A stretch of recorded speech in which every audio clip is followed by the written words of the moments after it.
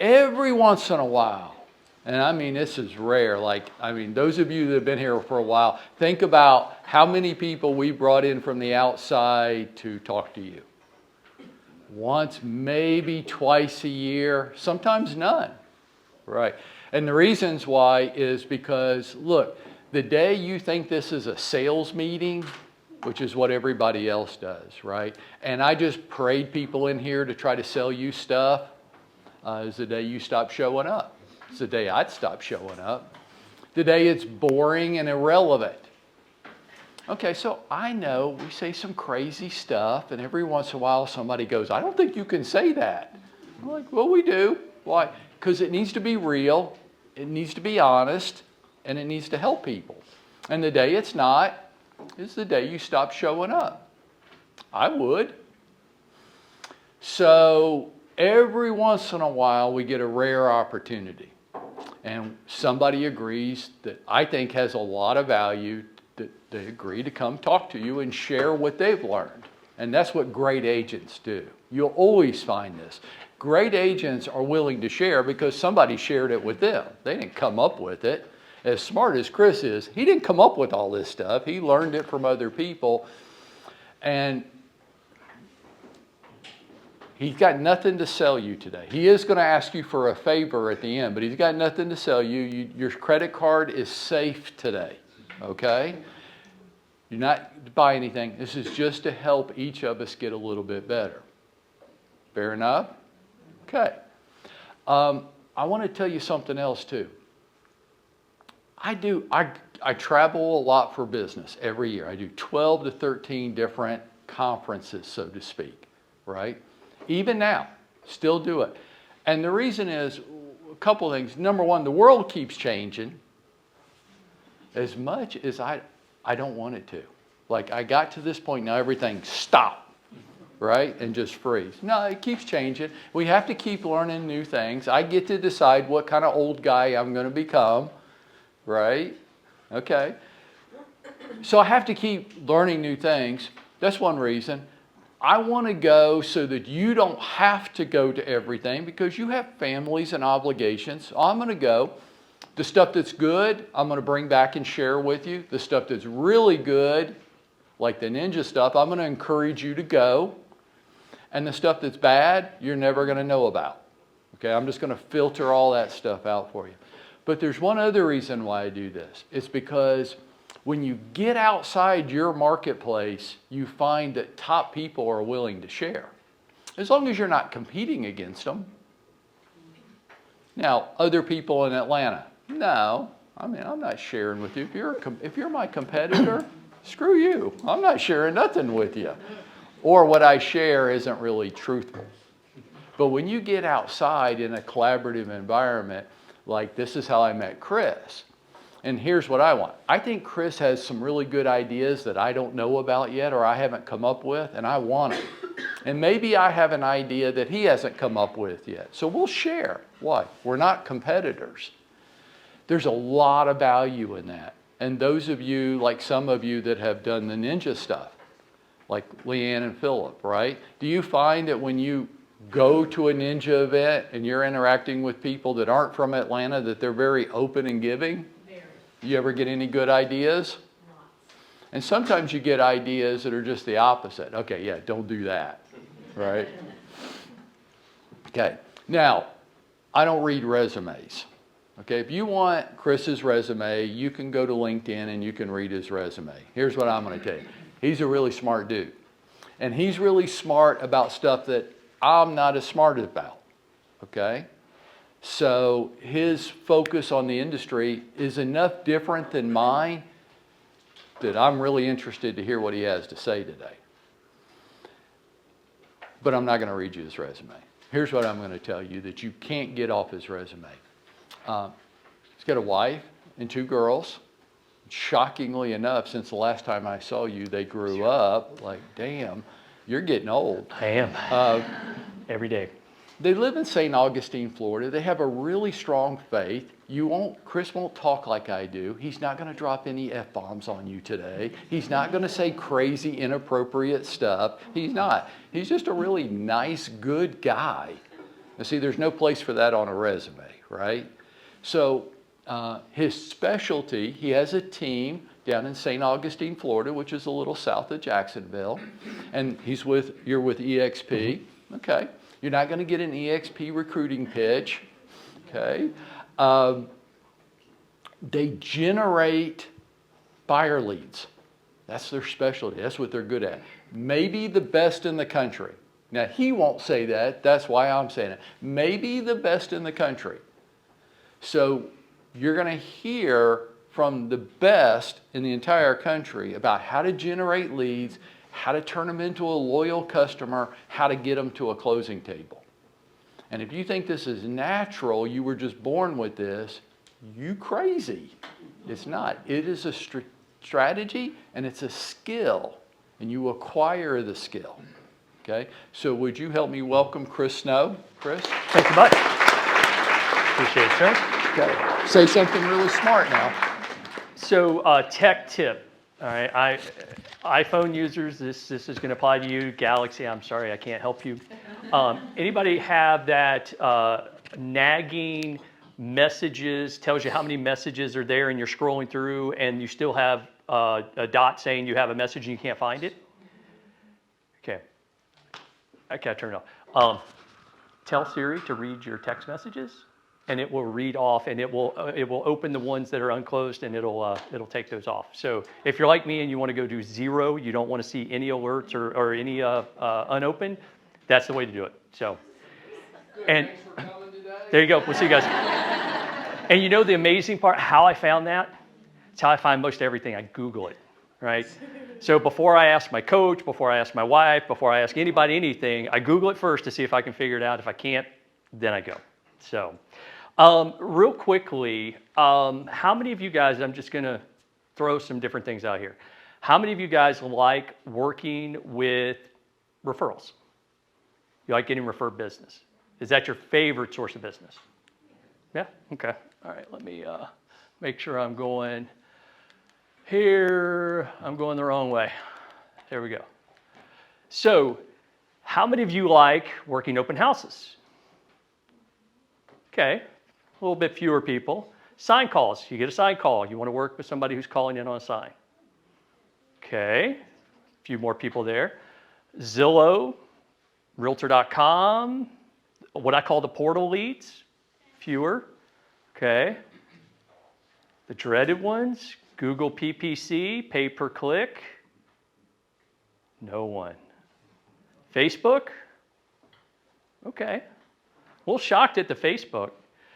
We're going to spend more time talking about Google. And for me, that's where we generate a majority of our business.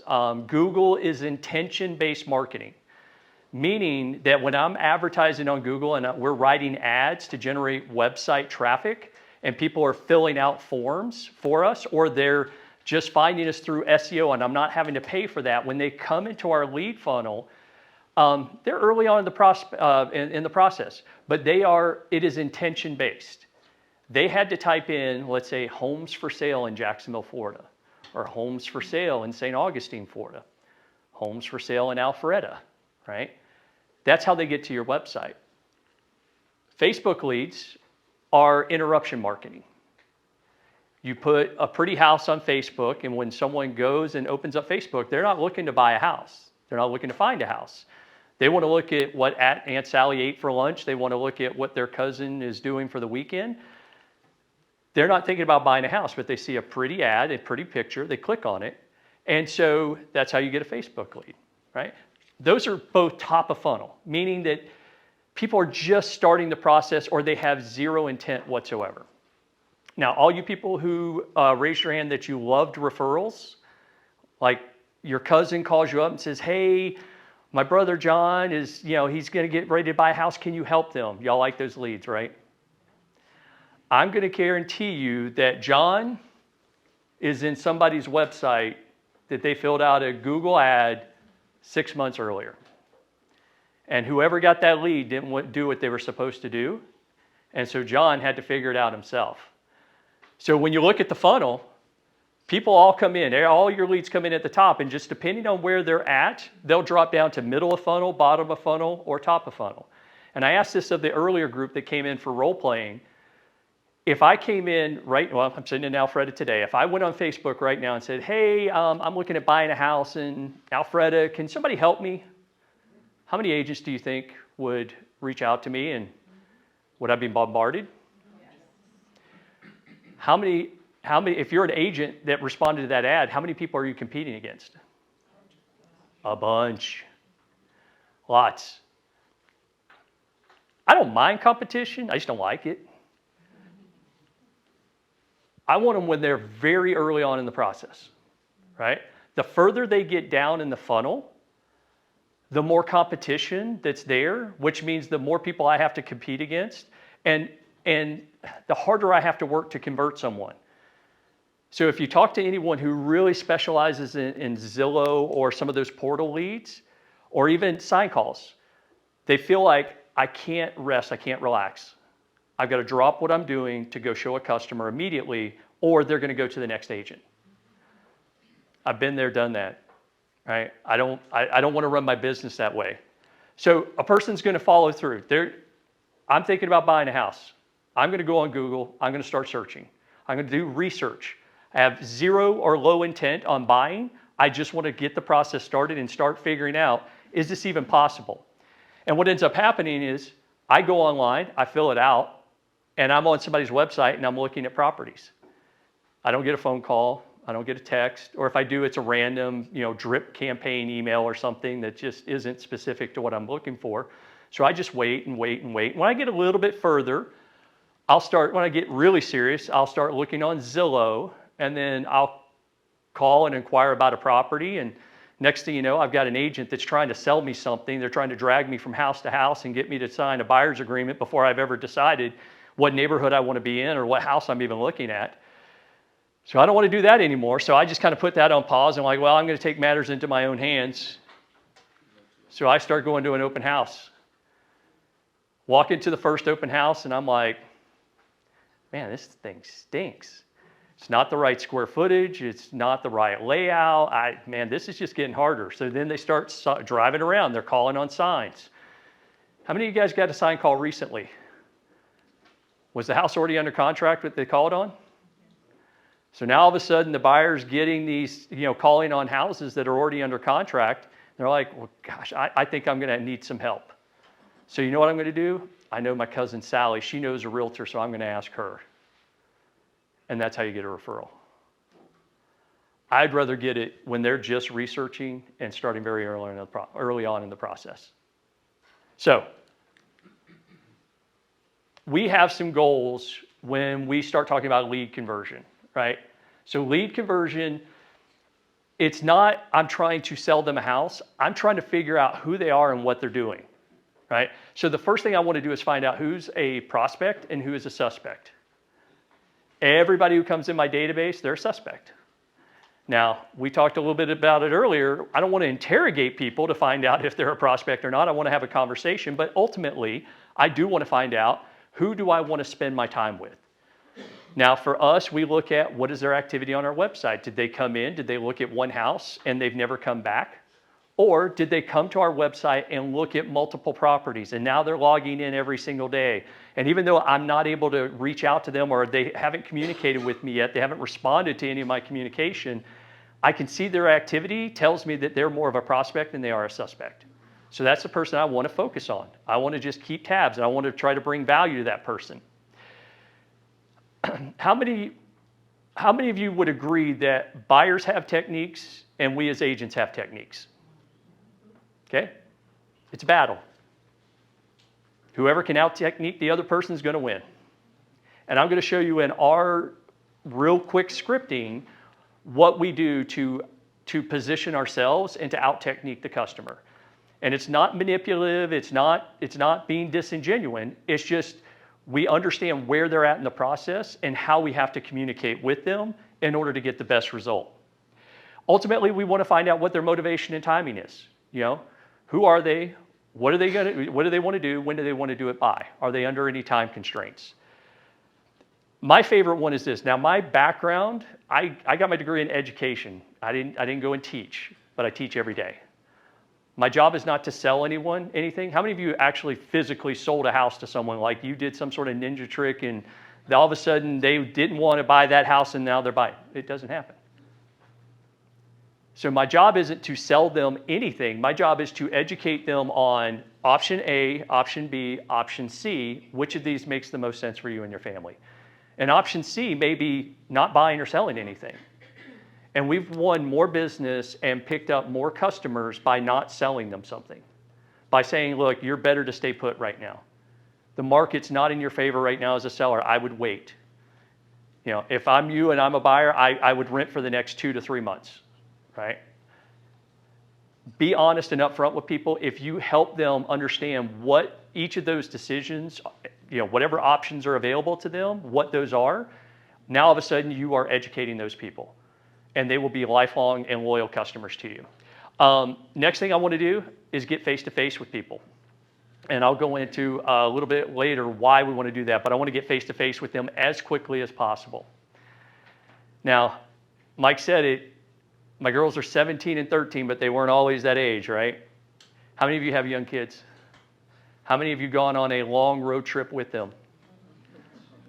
20 minutes into the ride, what do they say?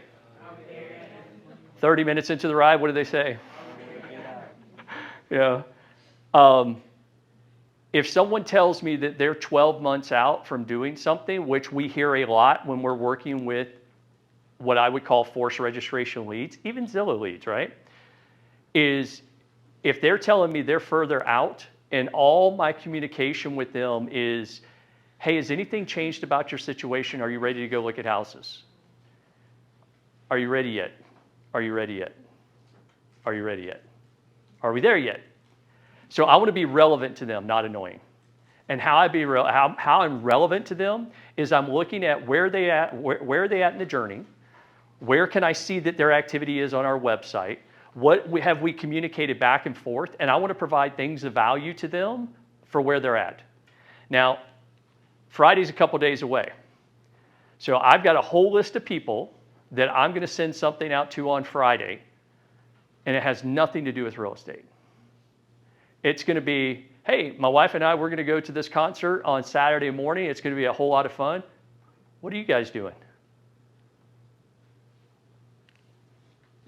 I'm relevant in that I'm in the local marketplace. They're not. I'm telling them what's happening in the marketplace, and I'm a human being. I've got a family. We go out. We have fun. And I'm curious what they're doing. What are they going to do for fun? Has nothing to do with real estate. We want to go through the process with them versus checking to see if they're ready. And when we're talking with them, I want to identify and create some problems that they don't know that they have yet, right? We've seen it over and over and over again. Transactions aren't linear, right? There are all kinds of problems that happen. And there's a lot of things that happen prior to ever going and looking at houses that we just want to create some doubt and create some curiosity about what they're not doing, okay? Because that's part of our education process. We always want to make an offer to them when we're getting off the phone. And more times than not, our offer is always going to be that Zoom call. I want to get on a Zoom call with them. If they're not ready for a Zoom call, they don't want a Zoom call, I'm going to give them off-market lists, off-market properties, a market report for a specific home. So I'm going to give them something that they can't go find on their own and Google and just get something, right? So that is my offer to them. And then ultimately, and I said this a little bit earlier, the point of the call when we're having a conversation with them is to build enough rapport with them that hopefully they will take and put my name in their phone. And when they see my name pop up or they see me send a text message, they'll either want to answer the call or call me back if I leave a message, or if I send a text message, they're not going to ghost me. Anybody ever get ghosted? Yeah, sucks, right? So, what does our process look like? Call, email, text until you connect. Pretty straightforward. Okay. How many of you guys would rather pick up the phone and not business related, but how many of you would rather communicate with someone by phone? Okay. I want to talk to a repairman. I want to talk to my cousin Sally, whatever. I want to pick up the phone, right? How many of you would rather send a text message? Okay? How many of you would rather do email? A lot fewer email. Everybody had a different method. So if I know that I pick up, I love calling. I hate texting. I don't know. I'm not good at that. I got better when my computer hooked up with my phone, and now I can type out my text message. I'm better with that, but texting I'm not great with. But we all communicate in a style that's a little bit different, and I can't just communicate the way I want to a prospect, because they may not like that. They may not answer that. So I'm sitting there calling them over and over and over and over and over again. They're not answering. Why? And I'm not sending them a text message because I don't like texting.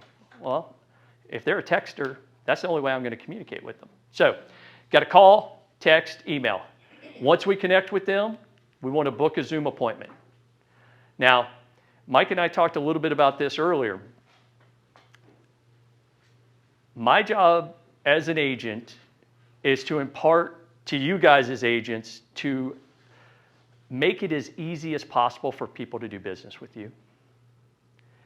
If I'm making the person jump through a whole bunch of hoops to work with me, I'm going to be working with a lot fewer people. I want that barrier of entry to work with me to be very simple and very easy. I do want to get them on a Zoom call as quickly as possible. Okay?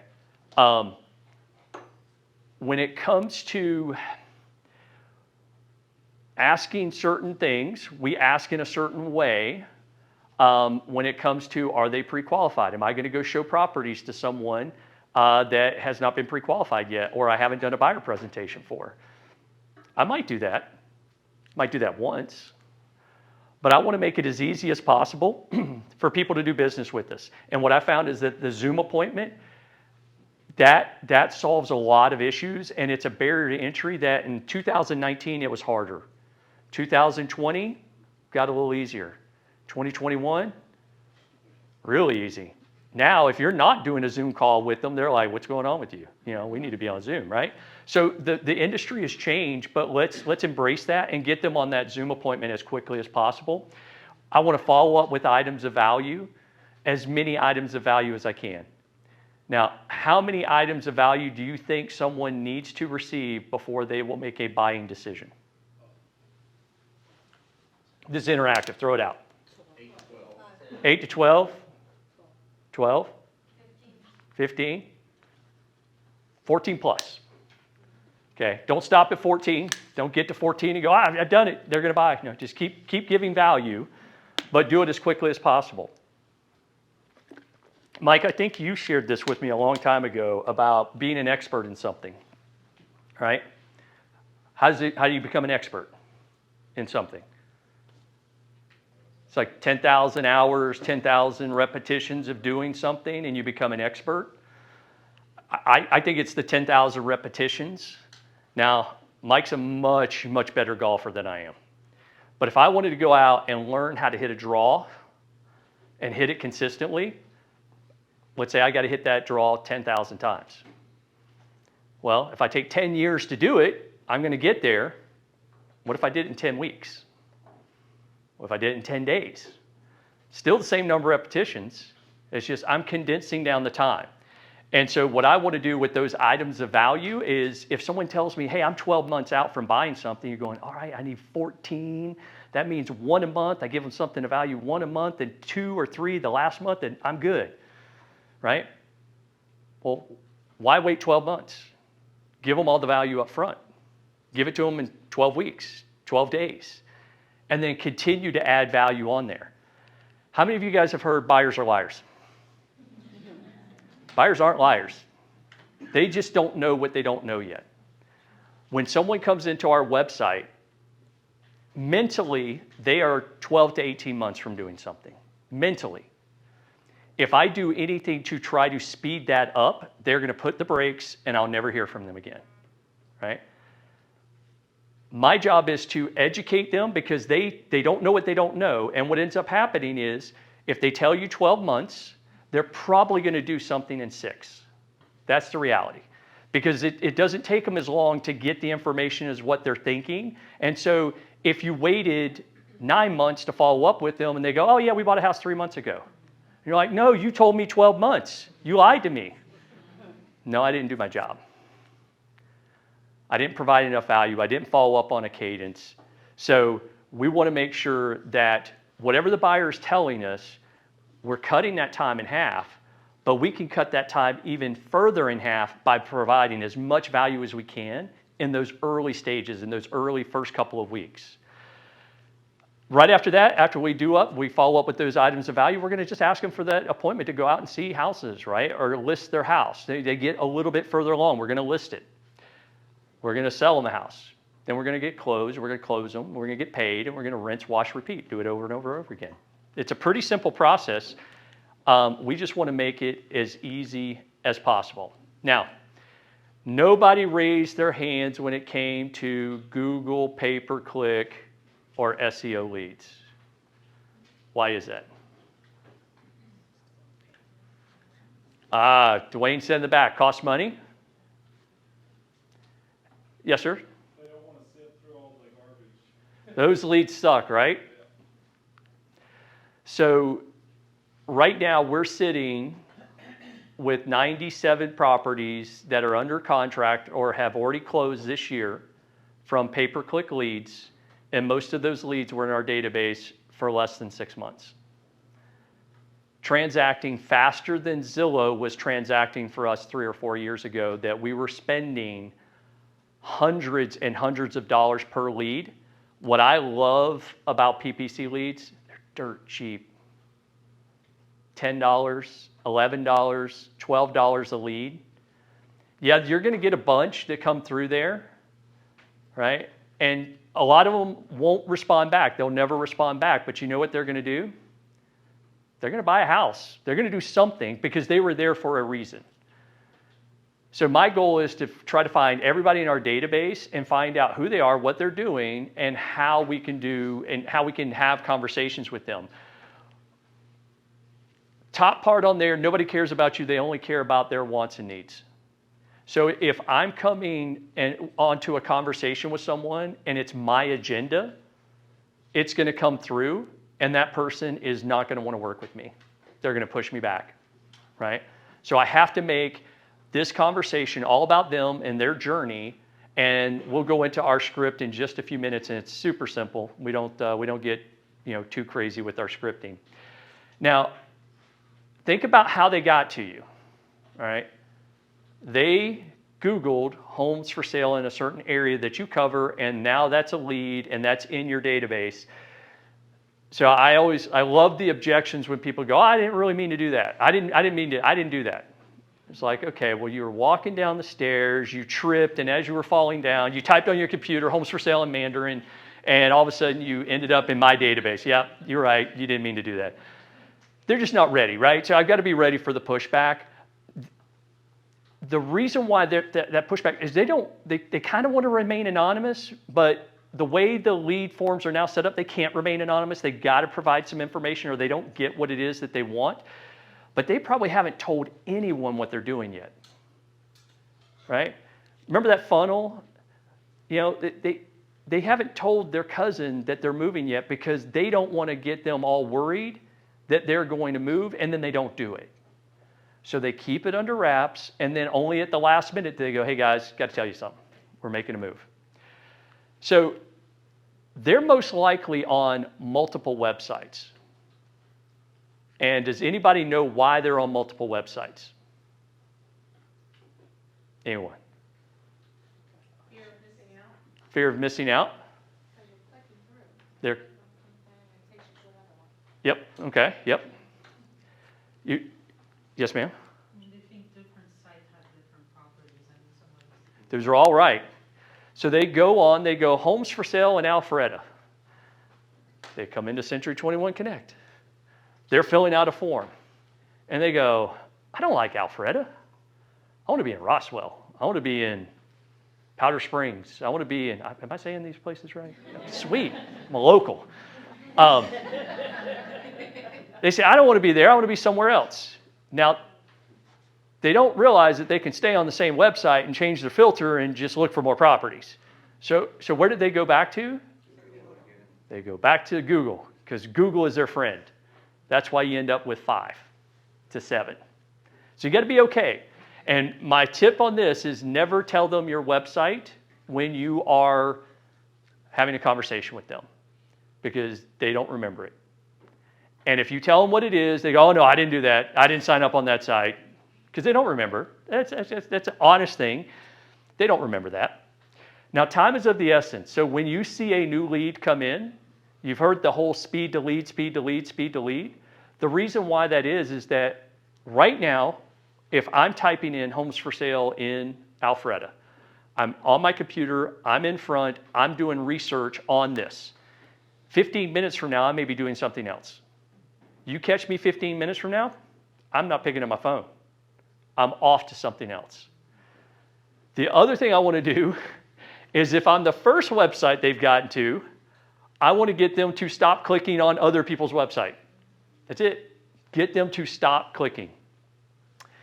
Now, you're going to hear this a lot. I'm just looking. I'm just looking. I'm just looking. And when we go into the script, and we'll hit it at the bottom here as well, is that the best marketing and the best scripts they are already playing off of the information and the conversation that you know that the person's already got in their mind, right? If you're thinking about something and someone can verbalize what they think you're thinking about, you're like, oh my gosh, this person's brilliant, right? And like I said, when we get into the script, I'll get there in just a second.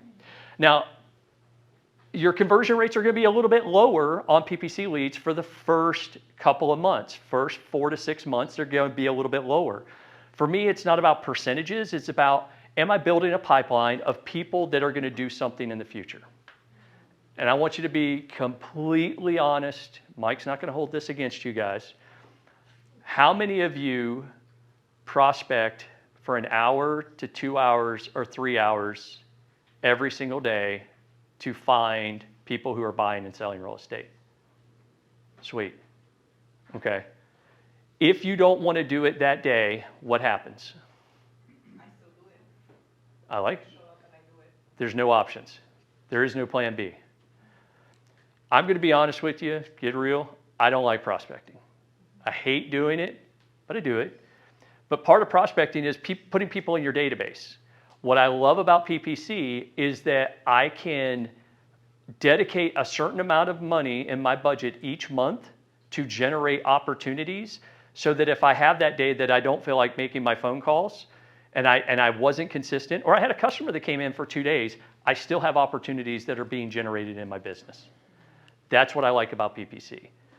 I've done mailers, I've done radio, I haven't done television, but I do have a face for radio, so it works out real well. This is the lowest cost, least amount of effort that I have to do in my business to have consistent opportunities that come in on a daily basis. If I'm having to make Facebook ads and I'm having to do posts and stuff like that, I am the bottleneck in my business. So whenever I can offset that and outsource that, and I pay a little bit of money to do that, I'm going to do it. I'm not saying that's what you have to do. That's what's worked well for me in my business. So call, text, email, messaging, your text messages are going to get the highest response rates, okay? So again, what I want you guys to do is if you are generating or you see these leads come in, if your mindset is not right on how you're going to treat these people and talk with these people, they're going to push back, right? Add video. How many of you guys use video texting, video emails? Okay. Just be different, right? So it increases the open rate. You look a little bit different. For me, we're very selective on how we leave messages or who we leave messages for. My rule of thumb is if I've never talked with them and they came into my website, I'm not leaving a message for them. And the reason why is that I've never found a voicemail message that gets them to call me back. So think about this. I pick up the phone. It rings 4 times. Their voicemail picks up. 30 more seconds goes by, tells me who they are, what their phone number is, all this good stuff, right? And then finally, at about the 1 minute mark, I can leave my message. And if I leave a 20-second message, that's 1 minute and 20 seconds it took for me to leave one message that I know that they're not going to call me back on. If I have 100 people I need to call today, how many people am I going to get through? They don't pick up, move on. Go to the next call, go to the next call, go to the next call, right? It also creates some curiosity. Someone sees a phone number pop up, they don't recognize it, goes to voicemail. There's no voicemail message. You ever get one of those and you go, who was that? Oh. If you're adventurous, you actually push the button and call them back, right? Living on the edge. You're going to get those 50% of the people are going to be curious and they'll be like, yeah, you just called me? Oh, yeah, by the way. Okay, so now you get the call back. We also double dial. Pick up the phone, you call them, they don't answer. I'm listening for the voicemail to see, is it the right person? Did they give me the right information? Says Sally on the form, Sally on the voicemail, we're good, right? I don't leave a message, I hang up, and then I immediately call her right back. And again, you're going to get those people that just out of curiosity are going to pick up the phone. Now, if I leave her a message today, and then I leave a message tomorrow, and then I leave a message the next day, and the next day, they're not going to like me very much. Like, hey, I'll call you when I'm going to call you. So I want to stay anonymous to them until I actually have a conversation with them. I don't want them to know that my phone number is a real estate agent until it's time that they actually are ready to have a phone conversation. Or if they text me back, hey, who is this? Oh, yeah. And then we'll go into our script. So be selective on how and when you leave a message. Now, the only caveat I will say to that is we get people who come to our website, we've never had a conversation with them, and they click on and they say, I want information, additional information about 123 Main Street. What are the HOA dues, right? That's the only time we'll leave a message. We'll call them back. They don't pick up. Hey, this is Chris with the Florida Coastal Team. You had some information about you asked for information about 123 Main Street. Just want to let you know I've got those HOA dues and some information. Give me a quick call back, and I'll let you know what that was. I do not give them the information. Because if I give it to them, they have no reason to call me back. Or I may say something like, hey, I just want to give you the most up-to-date information about that property. There was a recent change. Give me a call right back, right? So again, think strategically when you're trying to connect with these people. And then I'm also going to send the same text message. Hey, it's Chris. You asked about HOA fees on 123 Main Street. Got that information. Give me a call when you have a free minute. Now, if a day goes by and they haven't responded back, at some point I am going to give them the information because that's why they came. But I'm going to try to load it in my favor as much as I can to get them to call back. First few seconds on the phone are absolutely crucial, and I'm going to go into why that is, but it's going to make or break whether or not you continue to have a conversation. The goal is 2 minutes. If you can keep people on the phone for 2 minutes, you'll probably keep them on for 10, right? So we want to get to that 2-minute mark as quickly as possible, but the first couple are crucial. Now, be relevant, don't be annoying. We talked about that earlier. Interact conversation that's going on in their mind, okay? And I want to bring value to them. I don't want to offer them a service to someone that I've never spoken to. The last one, probably the most important one, right? How many of you think that buying a house is an event? Okay. How many think it's a process?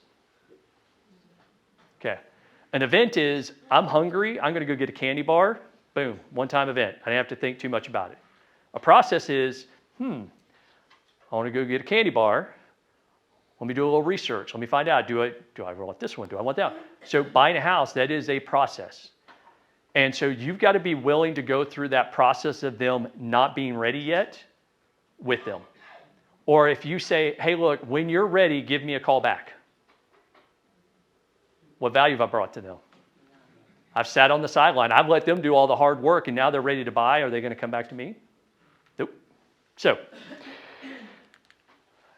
the script, Mike and I talked about this earlier. Every one of you guys were hired here for a reason, right? You guys have individual personalities. You have something that this team found, like, we really need to have this person a part of our organization. If I give you 12 pages of scripts, how much of your personality is going to come out in that? None. Now, I will say there is a time for scripting when it comes to for sale by owners, expireds. I think you have to be regimented when it comes to that. When it comes to buyers, it's a little different. And when it comes to PPC buyers, it is definitely different. Remember, in their mind, they are 18 months out. Okay. Now, remember we said buyers have techniques, sales agents have techniques. Okay. You guys have Best Buy here, right? Anybody walk into Best Buy recently? First thing they ask you when you walk in the door, what'd they say? Can I help you? What do you say? No, thanks, I'm just looking. Then what do? Walk around, go buy something, and you walk out. You aren't just looking, right? You already knew it. You already knew what they were going to ask walking in. You were preparing yourself, right? So you have your sales radar on, and you walk in, and they go, can I help you? And you go, oh, yeah, no thanks, I'm just looking. I won. Boom. Now you go.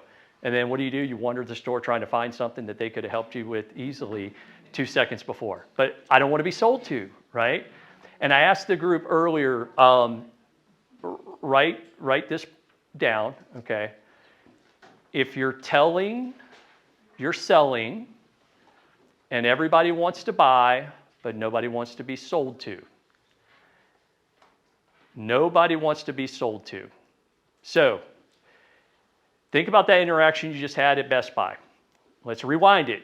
You walk up, you're walking in the store, I already know what I'm going to say. I'm just looking. And the salesperson doesn't ask you, can I help you? They tweak it. I don't know if you heard this plenty of times from John, but small hinges swing big doors. Sometimes small little changes in how we say things opens up big opportunities for us. So now you walk up and the person doesn't say, can I help you? They say, welcome to Best Buy. Have you been here before? Oh, I'm just looking. Well, wait a second. That doesn't match the question. I sound like an idiot here, right? So you answer the question that's asked. Well, yeah, I've been here before. Great. Are you looking for appliances or are you looking for electronics? Well, neither. I was going to go get a movie, a DVD. Okay, well, the DVDs and the movies are right. Who just won? Same interaction. What did they have to do? They had to get their sales guard down. They had to get their salesperson radar down and get their sales skepticism down. That's what we do with our script. And I don't know what that says. Oh, that's Siri. Beautiful. Thanks, Siri. So, how many times have you heard this? You pick up your phone, you answer, and someone says, can I speak to Chris Snow, please? What do you think I'm thinking? Health insurance, car insurance, whatever all those things. Collections. A younger version of me, that might be the answer. It's formal. They're asking my first and last name, probably a salesperson, what can I do to get these people off the phone as quickly as possible? So if you have never had a conversation with someone and they're not a warm referral, do not say their first and last name. Just say their first name. All right? And the mindset that you have to have is that I am picking up the phone to call my best friend who I haven't talked to in about 6 months, and I'm excited to talk to him. Now, I'm not going to scream through the phone, right? I don't want to freak him out. But I'm going to go, hey, Mike, right? And Mike, because of the way I'm saying it, Mike's not going, oh, this is a sales guy. Let me get him on. I'm just looking. I didn't mean to. Hey, you caught me at a bad time. Mike's going, I don't recognize this phone number. I don't recognize the voice. What? Just long enough. Now his sales radar is down, right? And he'll say weekly, and you'll hear it, yes. Right? Now, I'm telling him immediately who I am, what they did, why I'm calling. Right? Very quickly. And I'm going to say it as fast as I can. Now, the second part of this, see where it says the area they are searching? People will come in. How many of you guys just work Alpharetta? Nobody. There you go. People think, consumers think you only work one area. So I love it. People say, oh, well, where's your office at? And I'm like, look, I'm a real estate agent. I live out of my car. My office is everywhere. It's mobile. It comes to you. But no, where's your physical office? I got multiple physical office locations. I'm a realtor. I go everywhere. Got to have that mindset. So when they say on the website, it's going to tell me where they're looking. Wherever they're looking, that is where I'm from because that is where I work. I work all over. So I'm going to say, hey, it's Chris with the Florida Coastal team.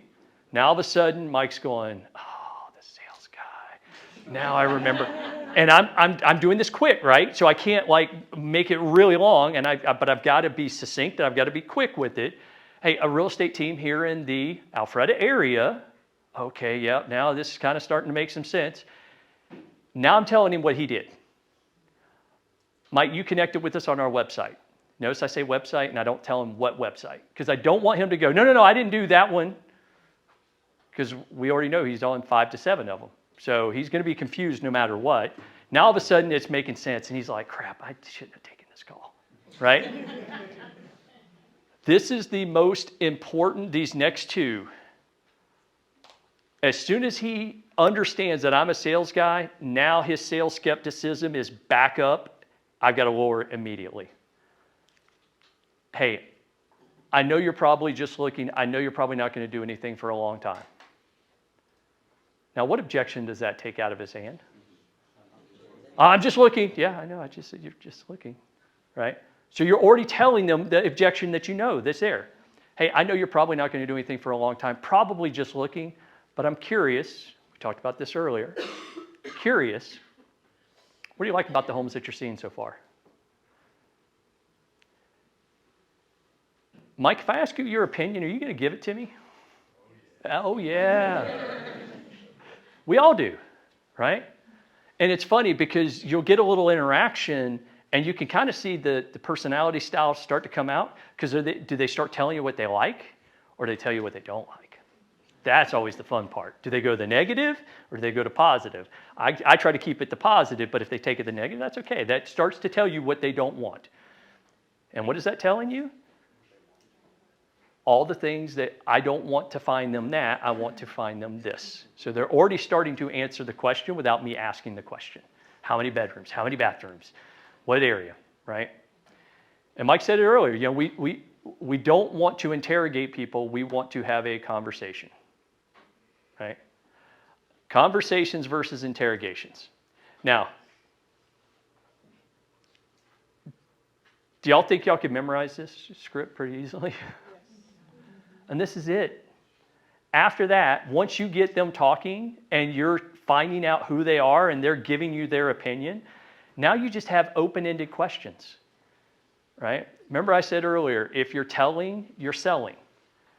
So once they tell me some of the things they like, if I start telling them about all the local areas and I start positioning myself as an expert, I'm selling them on why they should work with me and they don't want to be sold to.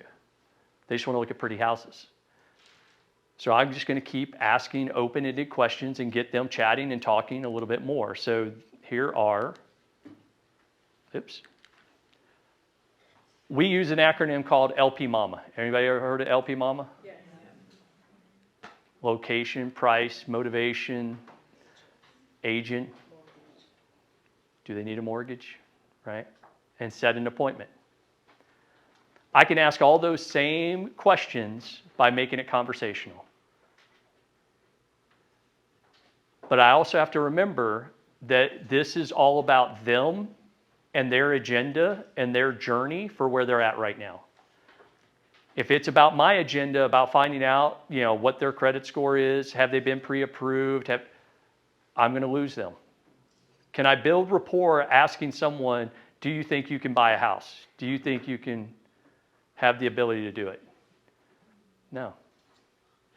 So notice I always use, I'm curious. I'm curious. I'm curious. I may use it every other word. If I'm saying I'm curious to someone, what are they hearing? You're interesting. What do we all want validation, right? We all personally want people to know us, like us, trust us. Consumers, same thing, right? They want to know that people really care about what is important to them. So if I keep saying I'm curious, they're gonna reciprocate back and give me the information that I'm asking for. How long have you been looking? Okay. So I want you to see how LP Mama can be framed in such a way that you can get the answers that you want that aren't necessarily interrogation questions, right? How long have you guys been looking online? What has you looking? All right, so now I'm starting to see what's their motivation, what's their timing. Have you had a chance to get in the inside of any houses yet? Why do I ask that question? Okay. If they go, oh yeah, I've been in, I saw 3 houses last weekend. Awesome, that's great. How'd you get in? Right? I'm not asking agent question yet. Okay. I'm going to find out if they got an agent or not. If I ask them too early on, technique is, oh, I know if I tell them I got an agent, then they won't talk to me anymore. I can get them off the phone. I'm still going to ask the question. I'm just going to do it when I've built enough rapport and I make them an offer that I know that they can't refuse. Okay? So, yeah, are you only interested in homes in this area or are you interested in homes in other areas? Right? So we're trying to find that location information. I asked it earlier in our little role play. Hey, if you could wave the magic wand and pick the perfect house and pick a perfect time frame, what would that look like?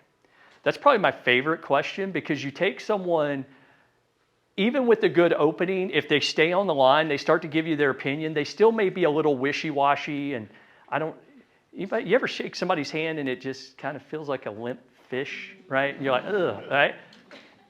Sometimes when you're talking to people, that's what you feel like. It's like, well, I don't know. We just kicking tires. We really don't have any. You ask this question, all of a sudden they will freeform and they will tell you exactly what they need. They go from, I don't know, we're just thinking, then they'll go to, well, we want a 4-bedroom, 3-bath at the end of a cul-de-sac. It would be on a lake. We'd have a pool and we would do it in probably the end of June, early July, because that's when the kids get out of school. And then they have enough to, all of a sudden they just spill everything by asking a little bit better, more open-ended question. Give them a chance to freeform. One of my coaches told me one time, he says, if you want to make more money, ask better questions. He didn't say go work harder. Didn't go say twist people's arms more. He said ask better questions. So we just started coming up with what are better ways that we can ask questions. What's the most important thing for us to find out from a consumer? Motivation is part of it, right? But you can have somebody who has high motivation, low ability. So the most important thing to us is our time. We only have so much of it that we can spend, and we have to spend it with people who can actually perform, right?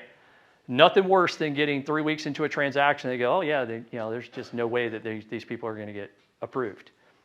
That is the most important thing to us.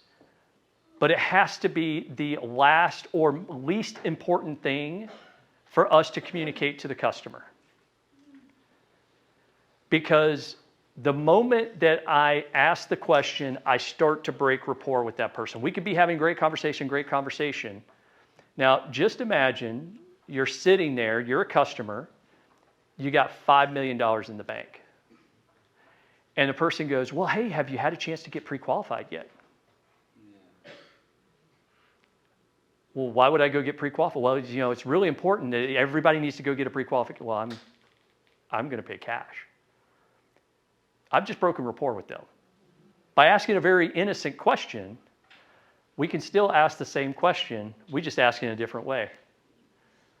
Would you prefer to pay cash or would you prefer to finance this? And we make it at the very end of the conversation. It is so unimportant. It's like I'm hanging up the phone. Well, I'm doing the old days. You hang up the phone, right? It is so unimportant that, oh, you know what? Before I let you go, I forgot to ask. It's that unimportant to them. Because in everybody's mind, they can afford to buy. I want to go buy a house, I'm going to buy a house.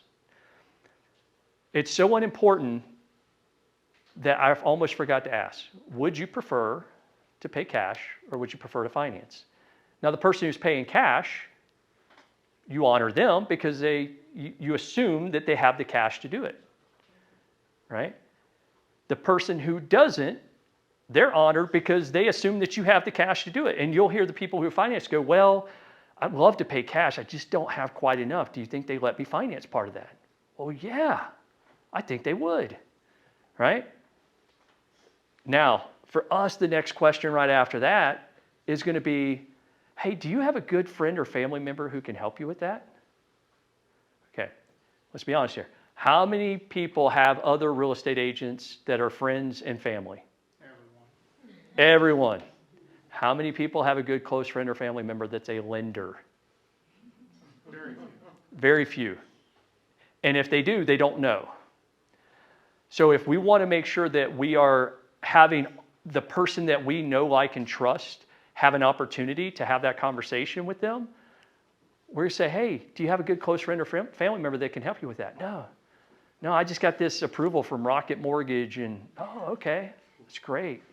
Well, what I found is that, the people who don't get compensated unless you get what you want, which is you get the house that you want and get the loan, they're just going to get paid regardless of whether you get what you want or not. And, I don't know about Rocket does theirs, but my close friend or family member, my good friend Colleen, she helps us with all of our loans. What I'm going to do is I'm going to have her give you a call just to make sure that everything looks good from what Rocket's done. I'm just continuing on the conversation. Now, let's circle back to, I need to find out if they said, oh yeah, I went out and saw 3 houses last weekend. Great, how'd you get in there? Oh, with Sally Sue over at, different agencies, showed them to me. Okay, great, that's awesome. I'm coming back around to the very end. I'm going to make her an offer that I'm hoping that she cannot refuse, right? Hey, Sally, I don't know if this would help you or not. I know it's going to help. It's called what we call a universal offer. If they say, no, I don't want that, they're not serious about buying or selling a house. I don't know if this would help you out or not, but I put together a daily list of all the great deals that are in the area. It includes any bank foreclosures, any distress sales, any company-owned properties, any trust-owned properties, off-market homes, and any other home that would represent a good value. Do you think that would help you find your next home? Yeah, I think it would. Great. Can I send this over to you, or have you signed something that would prevent me from doing that? It's a 2-part question. The first part is I have to give them value in what I have that they want. If they don't want it, then it doesn't matter. If they don't want it, they're probably not serious, right? So I know that what I say, people want what they want. They don't care what you want.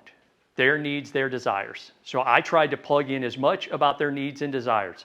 Off-market properties, good deals, everything that's available, right? Those are the things that I know that buyers want. And if she says, no, I don't want that, she's not serious. She's going to say yes. Yes, I want that. Great. This is where the rubber meets the road. Do they have an agent, or do they have someone showing them houses? Have you signed something that would prevent me from giving you what you want, which is this off-market and this full list of homes? And if they have an agency relationship with someone, they're going to go, I'd love to get that, but yes, I have signed something with them. Great. Tell Sally Sue if she wants, I'll send her over the list, have her give me a call, I'll send that over to you, but I can't, while you're working with her, I don't have the ability to help you. But I'll send her the information if you want. Because if I ask it too early on, buyers are going to use their techniques to stop me and keep me from moving forward. Okay. Any questions so far? Yes, sir. Just to clarify, is this taking place in the Zoom call, or is it? No, this is prior to the Zoom call. This is just on the phone, right? Remember how I said we want to make an offer? If I don't feel like I can get them on a Zoom call right away, I'm going to make this kind of offer as the pitch before we go, right? Yes, ma'am. So, I'm thinking that you're doing this in this particular order. So after you ask the question about paying cash or if they prefer to finance, then once you get that answer, you segue into what you just told us to make this statement right here happen? Yeah. Yep. And you could put these in any order. I would always make the financing question pretty much the last question, right? And then once you have that, then make your offer. All right. Let's see. I'm going to skip through Facebook because it's the same thing. The biggest difference between Facebook and Google, again, is intention-based marketing versus interruption marketing, but it's the same process. Facebook they truly are much longer. And a lot of times when they say, hey, I just wanted to look at that one house, I really don't care about buying a house, they're probably right. That's why I don't spend an inordinate amount of time with Facebook. The only difference in our script is we tell them specifically, you connected with us on Facebook. Again, you did something, and that's why I'm calling you. Here are the objections. I'm just looking. They may still say it. What's your best response to I'm just looking?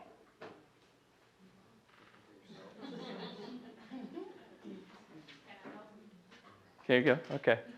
Let's. There you go. Okay.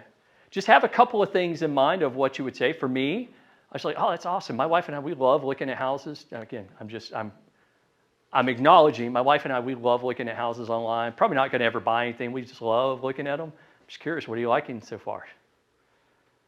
I acknowledge what they said, and then I just go to the next, right?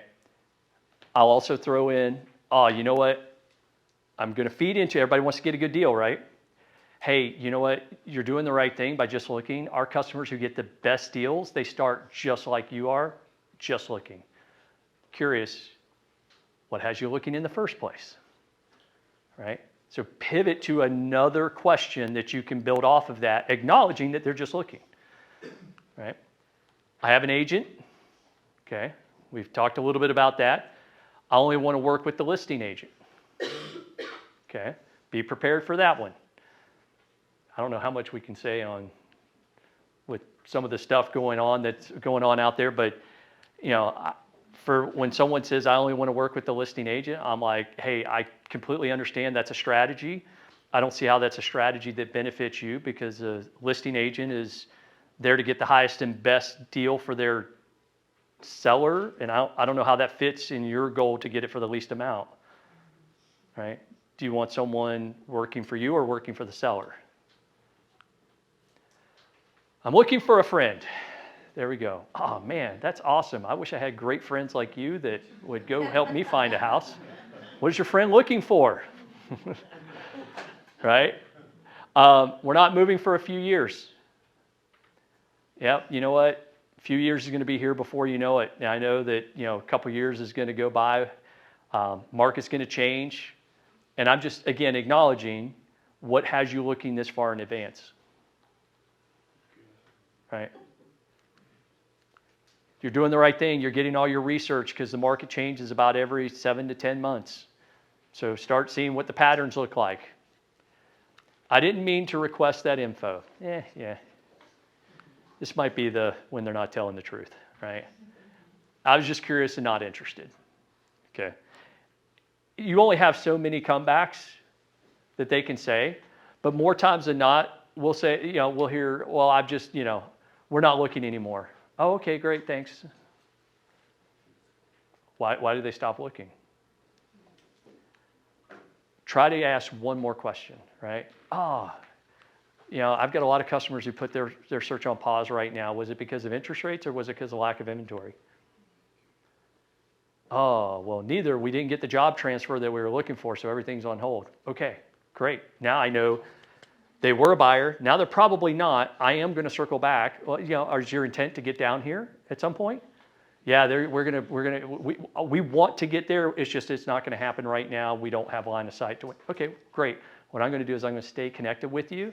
Connected, right? I'm going to stay connected with you and just provide you things of value. And if the opportunity comes up later on down the road and y'all decide to move, we'll do that, right?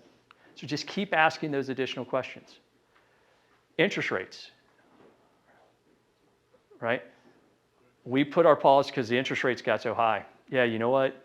Interest rates went up by 50, they doubled in 2022. First time in history, the interest rates doubled. It's terrible, right? We have a lot of people sitting on the sideline. Curious, that word again, curious. What interest rate were you looking for? What interest rate did you need in order to buy? And they may go, well, rates are at 8%. I needed at least 6.75. Do you think we can get them 6.75? Yes. Right? If they say, I need a 2% interest rate, well, you may be waiting another 80 years because this is a once in a lifetime event. They got us to 2%. So again, let their response back dictate, is there a way that I can help solve a problem that they have? Right? Any other objections that you guys hear? My wife entered my information online. I'm sorry? My wife entered, obviously I didn't say. Yeah. Yep. Ah, you know what? She obviously was doing it for a reason. I'm curious. Have you guys been discussing a move? No. Now all of a sudden you got a big potential problem. Wife's wanting to move, husband's not. Is there something bigger going on here? So yeah, I mean, just acknowledge, hey, again, someone connected with this and used this information. Have you guys talked about moving? My agents who really make it a game, if they get a wrong phone number, yeah, hey, can I speak to Sally? No, this isn't Sally, this is Jane. Oh, I'm sorry, somebody named Sally was looking for a house. Jane, you wouldn't have to be looking for a house either, would you? You got them on the phone, you might as well make the call. I'm going to share this with Mike so you guys can have the text messages and emails that we send out. The one I highlighted at the very bottom is the one that we use the most, or we get the best response rate with. The first one that we send to someone when they register, if we call them and they don't pick up, we send a text message that says, is this blank? Or is this blank's cell phone? If I say, is this Jane? This is Chris with the Florida Coastal Team. You had registered on my web. I've identified that I'm an agent and probably not going to get a text message back. I'm going to get ghosted. So I want the curiosity of them to go, yeah, this is Jane. Oh, great. Jane, this is Chris with, okay. So if I can only respond back by text, that's what I'm going to do. If she says, yes, this is Jane, who is this? And I'm just going to say, calling you now. Calling me now? Okay, now all of a sudden she picks up. Yeah, who is this? Okay, now we're just having a conversation. I'm going to go into my same script. But the one thing that will help your engagement, regardless of lead type, open houses, sign calls, referrals, anything like that, if you need more information, end every email and text message with a question. So if I'm giving them some information about 123 Main Street, I'm going to say, hey, 123 Main Street has a beautiful backyard. What did you think? Question mark. If I say, what did you think of the big backyard at 123 Main Street? Question mark. I really loved it. I think you would love it too. They forget that you asked a question. So just make sure you're always ending with a question. Always ending with a question. Give it about 15 minutes. If they don't respond back to you, send a text message that says, let me know. Because if you send me a text message right now, I can't answer it. But I look down, okay, I can't handle this right now. Then 20 minutes from now, I forget all about it. And then you send me a text message saying, let me know. And you're like, let me know? Let me know what? Oh yeah, they asked me a question. Test it with your friends, right? The one that you know never responds back to your text messages, just test it. So the other one that we use, and it's, anybody get ghosted? Do you just give up on that person and never call them again? Never send them a text message? I'm going to give you a rule of thumb that lets you know whether or not you need to continue with that person or not. We have this text message that we send, and it says, hey, Mike, if I've upset you or offended you in any way, I'm really sorry. That's the last thing I'd want to do. I've just been trying to help you along this process. So again, if I've upset you in any way, I'm truly sorry. If they do not respond back to that, you don't want to work with that person. That means they have no feeling, they have no, they do not care anything about anyone else. Choose to work with you want. If I send that text message out and I don't get a response back, that's when I move them on. They're now a suspect, they're no longer a prospect. But more times than not, you're going to get an immediate response back from that person who's been ghosting you, because they're going to feel bad that, oh my gosh, no, the last thing, no, you haven't hurt my feelings in any way. I've just been busy with X, Y, and Z. I've been out of the country, whatever. They tell you what the situation, now you're back on communication with them. Try that to the, what's that? What you just said, the text message. Yes, so the text message is, hey Mike, or hey blank, if I've upset you or offended you in any way, I'm truly sorry. I've just been trying to help you through this process. Again, I'm sorry if I've offended you or hurt you in any way. There you go. And we had one of our team meetings, we had a couple people that had that situation pop up, and we said, okay, right now, I want you to send that text message to those contacts. Our team meeting, within an hour, all 3 people got a return text back for someone who had not, like text after text after text after communication, weeks of being ghosted. They responded back within 30, 45 minutes. So, the Zoom call, the whole point of having the conversations, to building the rapport, to do all that, is to get on a Zoom call. And if you guys were here earlier today, you cannot answer the questions because you already know the answers. Okay. Why do we want to book a Zoom call with someone? It's the lowest barrier of entry to the face-to-face meeting. Yep, lowest barrier of entry to face-to-face meeting, face-to-face meeting. Why is face-to-face meeting important? Personality, body language. You're more than just a voice. Yep. Okay. And I'm gonna go like even more simple, right? And I told him this earlier. I'm not a gambling man. I went to Vegas. All the biggest buildings were casinos.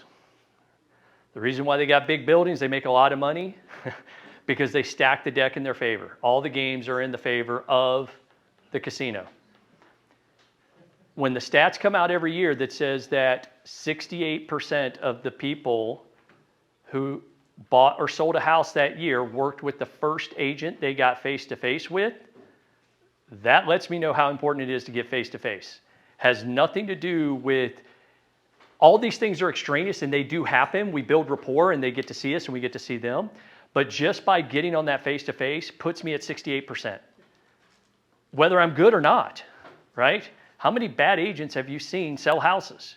Why did they sell it? Because they got face-to-face with the person first. So I want to stack the deck in my favor. So how do I get face-to-face with someone who's 12 to 18 months out? Why would they want to get face-to-face with me? Because it takes time to prepare. It does, right? I have to build the value in what they're going to get, and it's all about their agenda, not mine, right? So my agenda is I want to get face-to-face with them.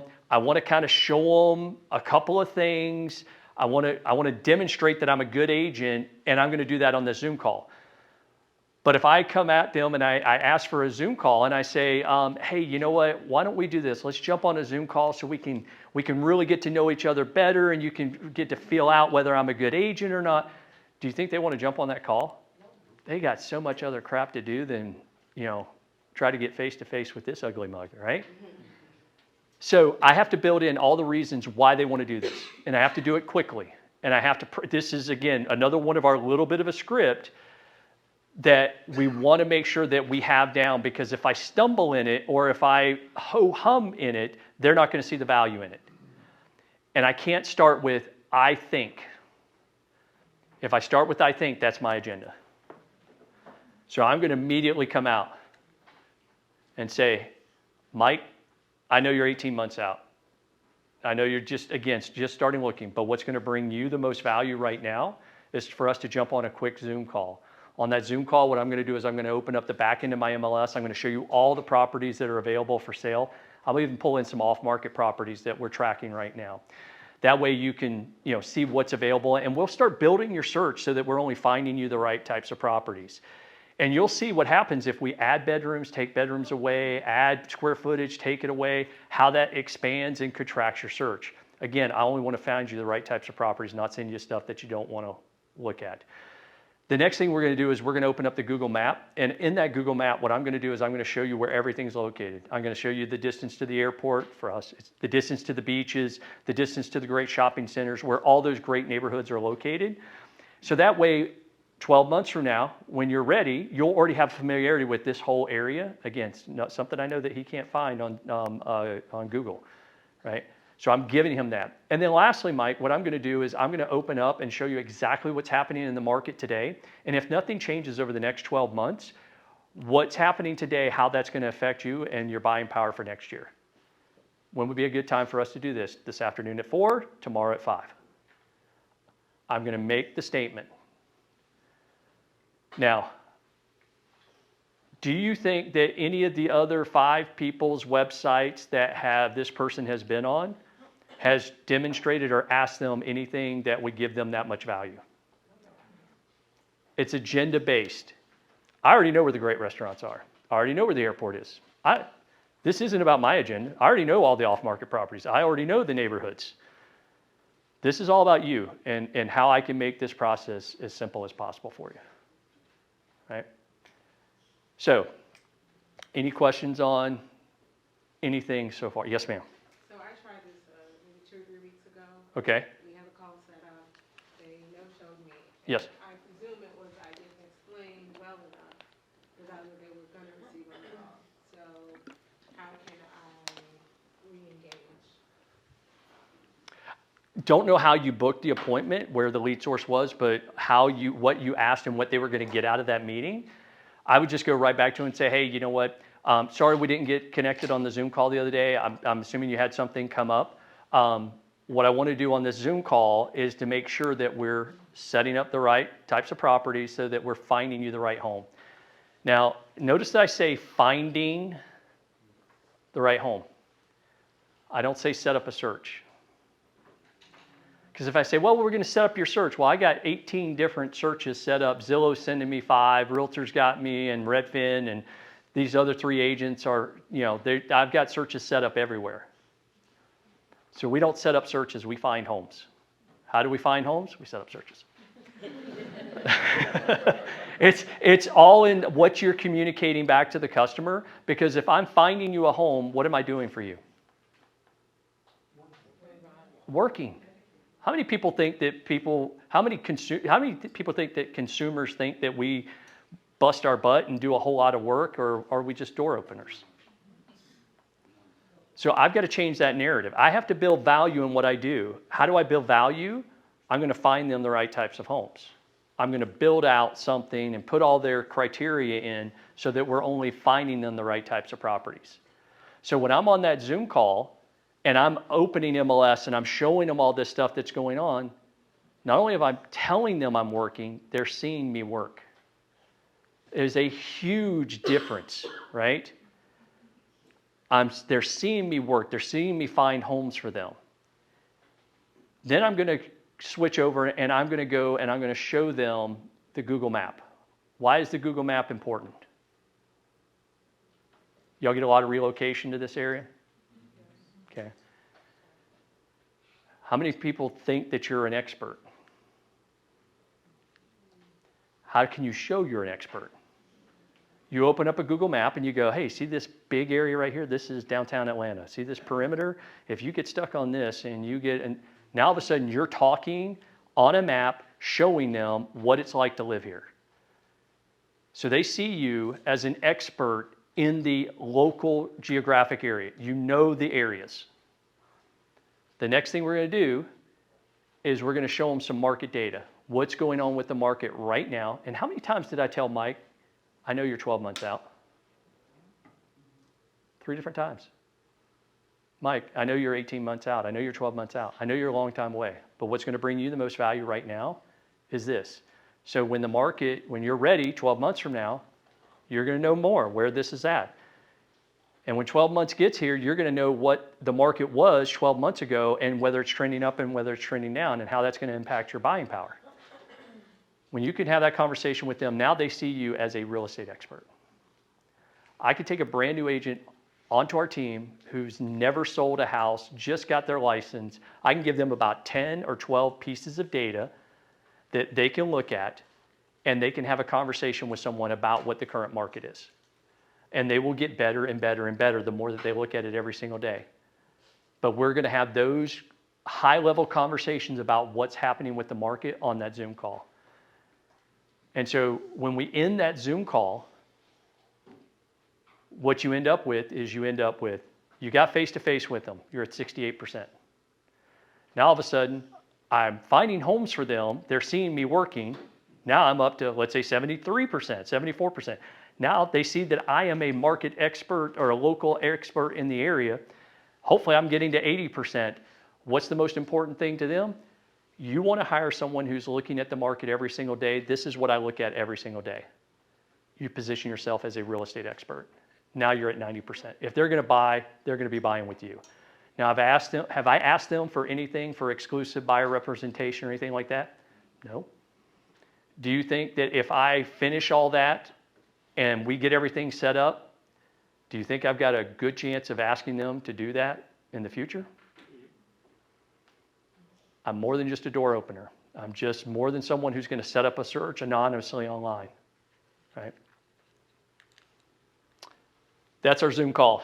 Set up the search, Google Map tour, go over market data. Don't make it any more complicated.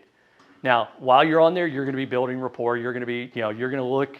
Hopefully they got their camera on. You're going to see background. So again, you're going to pull out things and, try to build additional rapport with them before you jump into your presentation or, I don't want to say it's a presentation, but going through. Yes, sir.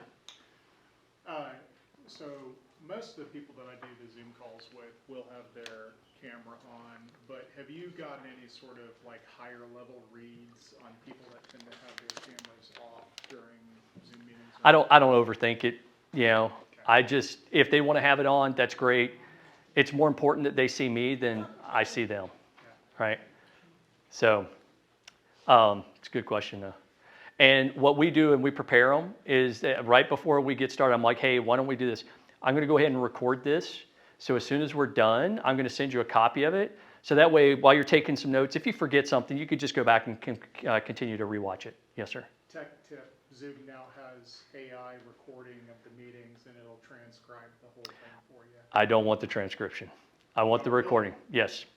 Because what I want them to do is I want them to see me and hear me give my pitch multiple times because they're going to watch it the first time and they're going to go, oh, I forgot what it, and then 2 months later, if they haven't come into the area, I want them to go back to it.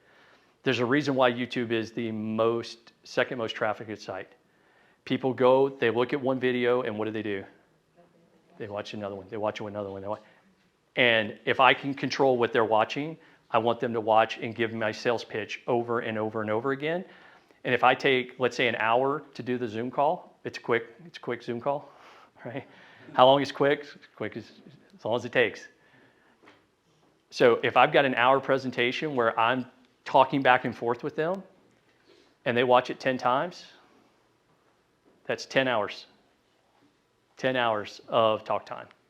And I only have to spend one. Great tip. Any other questions, comments? I've got a question. Yes, sir. So, Chris, if I wanted to sell 2 homes a month, Mm-hmm.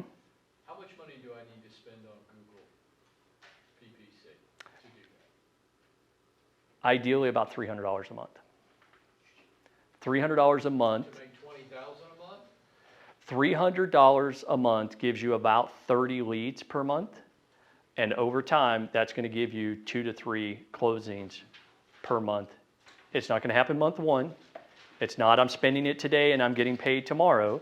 I'm building my pipeline. That's not a good investment. I wouldn't do that, would you? Would you spend $300 a month to make 20,000? That's insane. So, Crazy talk. so I'm going to give you our numbers here. We spend $5,000 a month, so $60,000 a year just for Google advertising. What we have under contract and what has closed, $1.3 million in commissions. $1.3 million in commissions on a $60,000 spend. There we go. All right. Who is it? Who is it? That's all right. So the return, the longer you do it, the better the return is. If you're going to try this for 3 months, I'd say save your money. Don't try it for 3 months. Plan out for the year, build your pipeline. The longer they stay in the pipeline, the more likely they are to transact. I always say there's gold in the old. The older the lead, the better off, more likely they are to transact. Mike will have this 15 plus, 14 plus. Are you willing to stick around for a little bit? I'm here. Answer questions? People come up. You're my driver, man. I can't go anywhere without you. So Here for the rest of the week. exactly. So Chris, thank you so much. absolutely. Thank you guys.